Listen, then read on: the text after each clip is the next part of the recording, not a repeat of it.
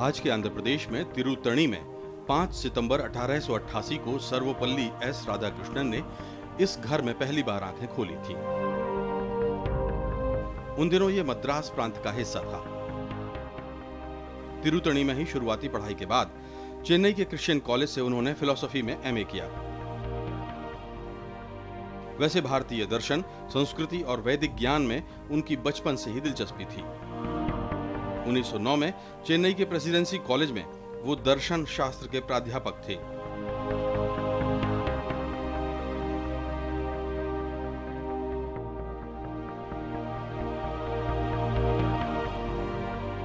वहां से मैसूर यूनिवर्सिटी और कोलकाता यूनिवर्सिटी में उन्होंने बतौर प्रोफेसर कई साल बिताए।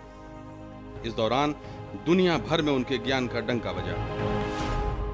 In July 1918, Professor Radhakrishnan was appointed, my colleague, as Professor of Philosophy.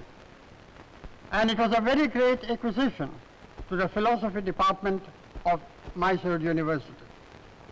Professor Radhakrishnan was not merely a distinguished writer on philosophy, but he was a great teacher as well. 1931 में वो Andhra university और 1939 में Banaras Hindu university के vice chancellor बने। 1949 में उन्हें विश्वविद्यालय शिक्षा आयोग का अध्यक्ष बनाया गया। इस दौरान देश में शिक्षा के विकास को लेकर शानदार काम हुआ। उनकी किताबों ने दुनिया भर में धूम मचाई।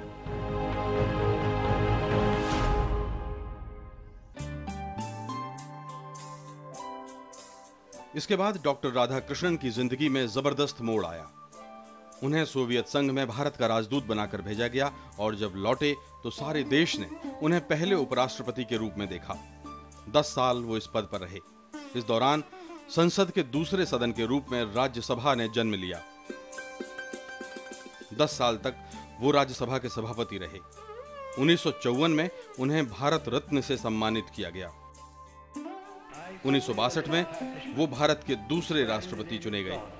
That I will faithfully execute the office of President of India and will, to the best of my ability, preserve, protect and defend the Constitution and the law.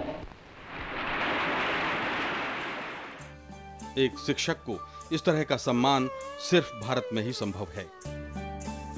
इसी वजह से उनका जन्मदिन शिक्षक दिवस के तौर पर मनाया जाता है।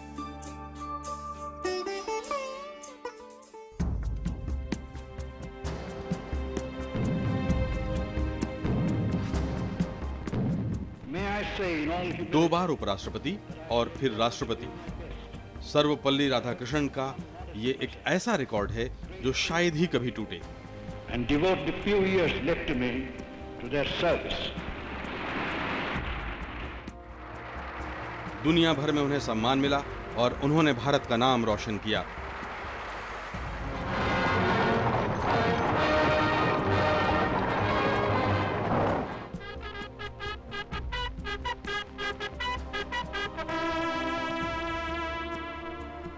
उन्नीस 1967 में जब वो राष्ट्रपति पद की जिम्मेदारी से मुक्त हुए तो आम आदमी की तरह रेल में बैठकर अपने गांव लौट गए। उनकी विदाई के मौके पर हजारों लोग स्टेशन पर मौजूद थे।